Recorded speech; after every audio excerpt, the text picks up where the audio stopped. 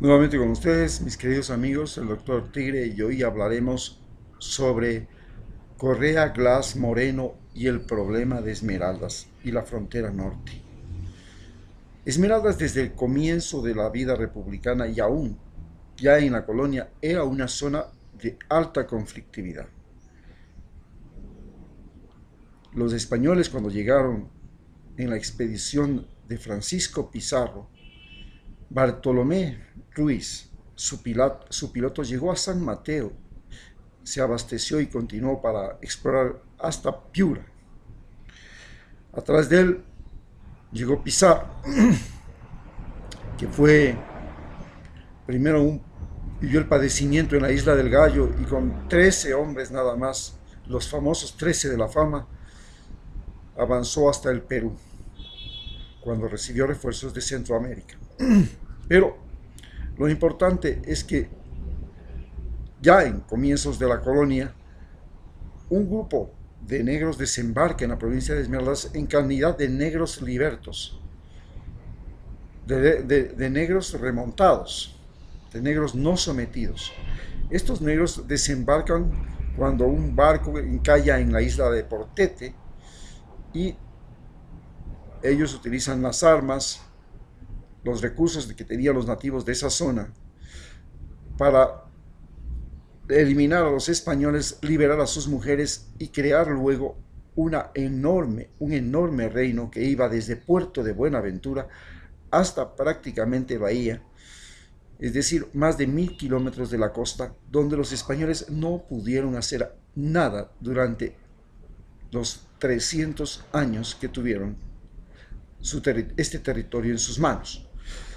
Esto se debió también a que los negros de esa zona, los negros libertos, los negros remontados, pactaron con los piratas como y estos piratas recibían al cambio de alimentos y provisiones, les daban armas, y gracias a las armas que recibieron de los piratas es que lograron frenar al ejército español. Entre esos piratas estaba el famoso Sir Francis Drake, que luego sería el héroe que derrotó a la Armada Invencible cuando la reina Isabel I llegó a ser la que lideró la guerra contra España. Entonces llega la República y los negros son una de las fuerzas más leales al el libertador Simón Bolívar, negros esmeraldeños, luchan y ayudan a la independencia de América a cambio de la promesa de su libertad que el libertador no cumple. Fueron esclavos en la zona norte del Ecuador y en la zona de Loja, donde llegaron negros específicamente traídos desde Colombia. En fin, estos negros lograron un modelo de vida acorde con la naturaleza, no destructivo, donde en pequeñas fincas se autoabastecían de todo y en un mar rico y unos ríos ricos de peces tenían todo, cacería, pesca, frutas y todo lo que necesitaban, yuca, caña, en fin.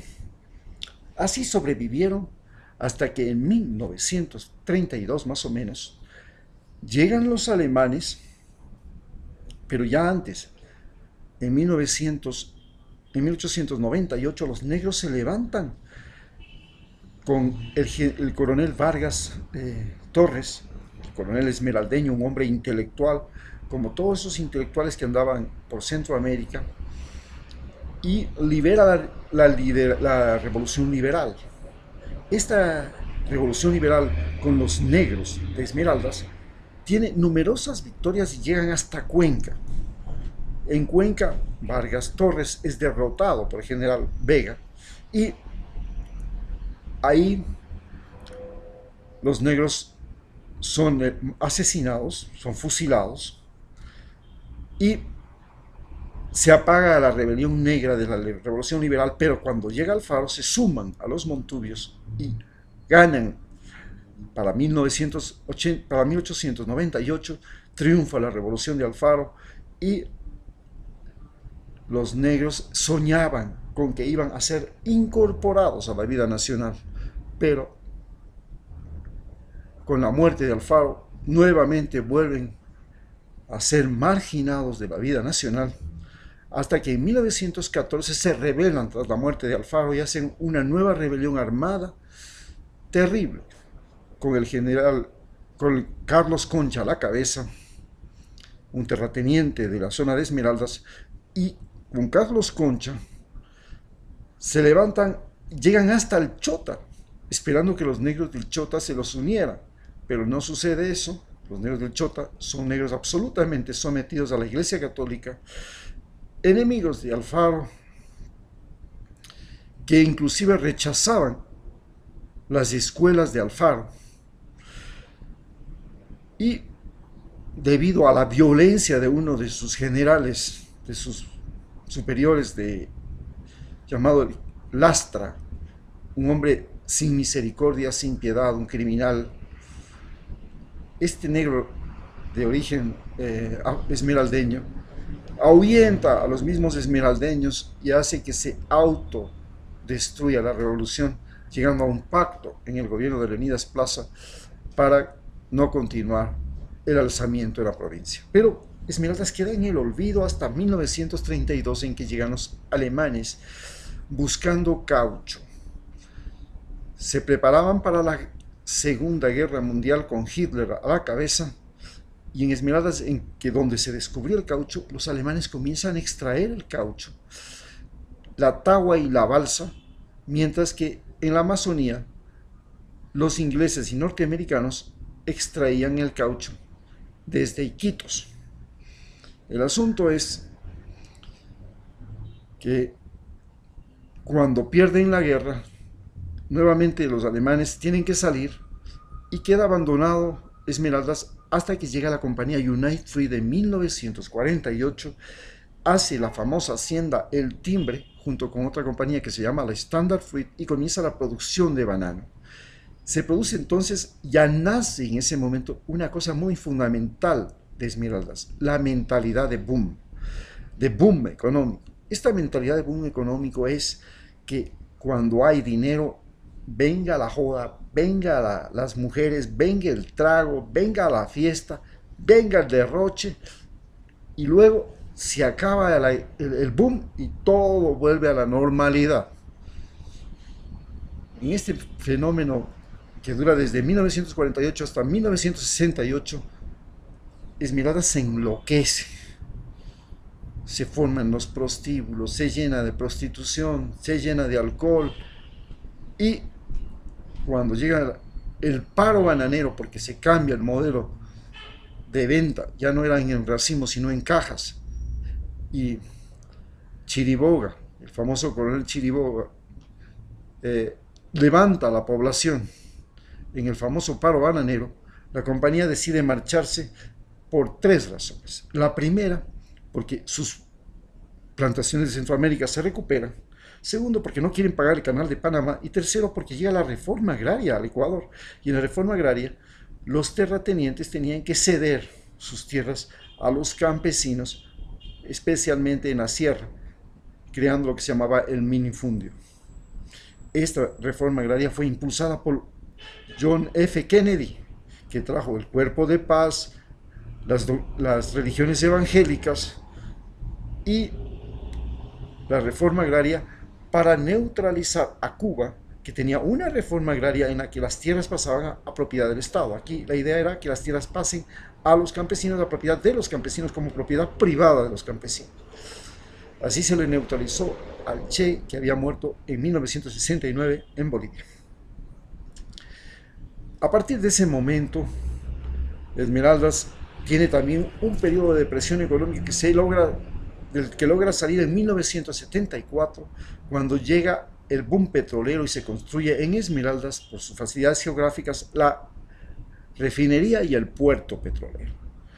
En ese momento, vale señalar que ya en el momento en que el boom bananero surge, se crea una ola de invasiones. Las ciudades crecen mediante invasiones y se hacen invasiones de tierras. Los ricos invaden a los pobres en las áreas rurales y a su vez donde los pobres pueden invadir las grandes tierras también lo hacen. Y se crea a través del Partido Socialista una política de invasores que ha sido una tara hasta la llegada de Rafael Correa, que prohibió las invasiones en Ecuador. Esmeraldas crecía, especialmente sus ciudades, mediante invasiones, donde la gente vivía sin alimentos, sin agua, sin luz, sin recolección de basura, sobre puentes, sobre pantanos, en fin, esto era un desastre. La diarrea, la malaria, el tétanos eran las principales causas de muerte. Cuando llega ya la época petrolera, llegan allá pues ingenieros petroleros de Quito, llega también el turismo. Ya en los años 60, a finales de los años 60, llega una colonia hippie a Atacamas y llega el turismo de entretenimiento, es decir, básicamente el turismo que consume alcohol, drogas y mar, salsa, trópico, sexo. Y Esmeraldas se convierte en el núcleo de este turismo de entretenimiento: sexo, drogas, alcohol.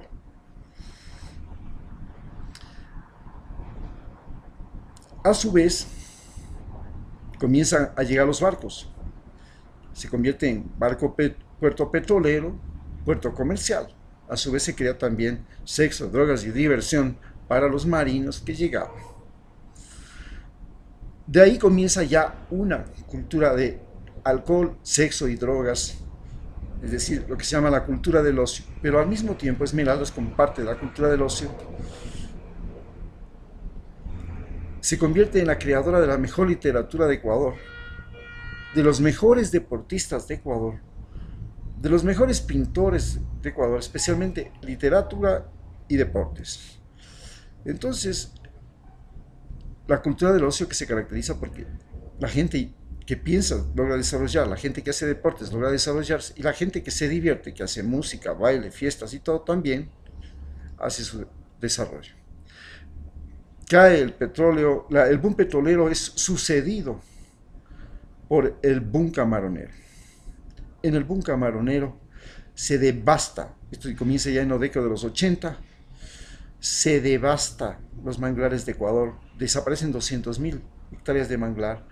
En este momento, tanto en los años 70 como en los años 80, yo ya estoy viviendo en Esmeraldas, estoy residiendo de alguna manera en Esmeraldas, soy médico, trabajo en la zona, tanto urbana como rural, y cuando llega la devastación del camarón, estoy haciendo una investigación en Sálima, en el estuario de Chamanga, donde existían 4.000 hectáreas de camaroneros. En esta zona, las camaroneras viven otro boom. La población entera, 125.000 familias, salían al mar. Todas, cada 15 días, en toda la costa ecuatoriana, estamos hablando de 1.200 kilómetros, hacer un barrido de la costa con unas microredes. Estas microredes atrapaban todo: tortugas pequeñas, atrapaban peces pequeños, solo para capturar 4 variedades de larvas de camarón, de las cuales solo 2 podían vivir en cautiverio. Valía una fortuna el vasito de larvas de camarón, que representaba el salario de todo un año de un profesor. Entonces el mismo profesor iba con los estudiantes a recoger en el mar. Se acababan las clases cada 15 días que venía el aguaje. Aguaje es cuando el mar sube más de lo normal, y quiebra es cuando baja más de lo normal. Entonces, en este periodo de aguaje era el tiempo de recolección. Después las hembras ovadas valían otra fortuna. Se desovaba, se crearon los laboratorios de larvas, hasta que llega a fines de los 90. En 1999, 98, la peste de la mancha blanca acaba con todas las camaroneras, produce la quiebra bancaria porque los bancos se autoprestaban para crear camaroneras, y estas camaroneras producían más que el narcotráfico. $6.000 de inversión se traducían en $60.000 cada 6 meses. Esta locura del dinero también produjo que la gente se dedicara todo al alcohol, a la joda, al sexo. Todo era vida fácil, farra, y todo el dinero que entraba en la mañana. Yo estaba en ese momento en Chamanga, los pescadores salían en la mañana, pescaban, luego iban al burdel, gastaban toda la plata, salían borrachos a pescar nuevamente en el estuario de Chamanga a la tarde y tenían para toda la noche. Y así era, las mujeres iban a trabajar en la camaronera Frío Cojimíes, 200 mujeres cogían y tenían sus propios ingresos. Bueno, esto generó todo.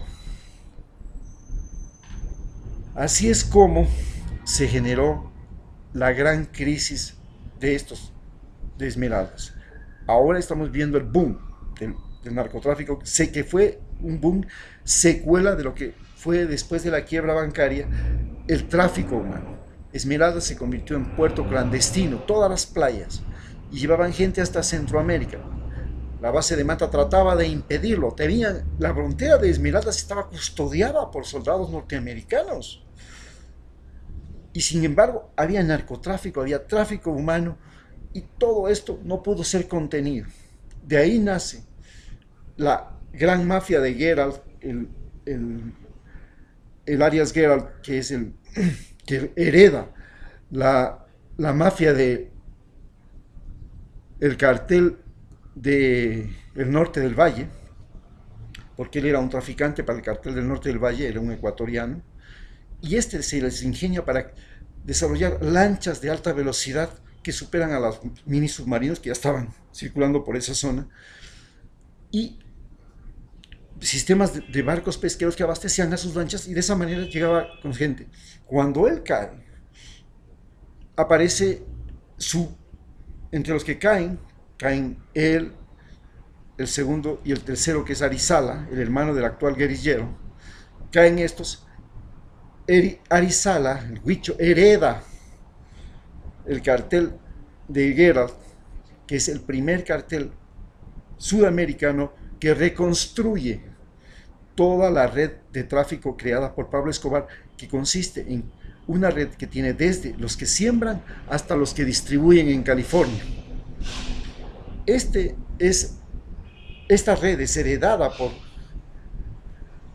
un joven de 26 años, combatiente de las FARC desde los 13, que ha vivido en la montaña, tremendamente experto en explosivos, y que se apropia de este cartel de Gerald, y ahora posee posiblemente el cartel más poderoso de Sudamérica en el tráfico de drogas, que es el que está enfrentando al gobierno de Ecuador y al gobierno de Colombia. Bien, es así como se ha vivido la situación. En este periodo, lo que más se ha desarrollado ha sido la presencia del SIDA. Las enfermedades como el papiloma, ha venido el dengue, la chikungunya y todo. La malaria prácticamente ha sido destrozada, se ha superado la oncocercosis. Sin embargo, el gran problema es actualmente que el SIDA, junto con el narcoconsumo, porque ¿qué es lo que pasó?